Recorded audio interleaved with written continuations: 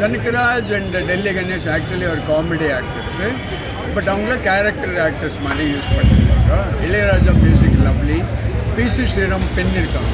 Okay. Extraordinary photography. Venus ஸ்டுடியோவில் தான் பாதி படம் இது வீனஸ் ஸ்டுடியோவில் தான் ஷூட் பண்ணியிருக்காங்க.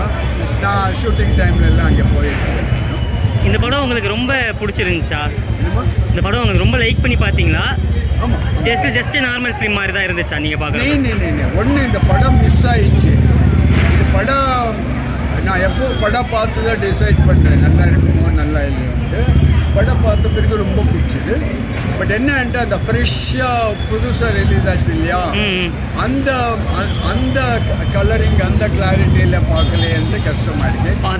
நாயக்கன் இது வரைக்கும் பார்த்துட்டோன்னு ஒரு திருப்தி. பட் எல்லா டிபார்ட்மெண்ட்டும் நல்லா, எடிட்டிங் இருக்கட்டும், மியூசிக் இருக்கட்டும், ஃபைட்ஸ் இருக்கட்டும், கேரக்டர் செலெக்ஷன் இருக்கட்டும், எல்லாம் நல்லா.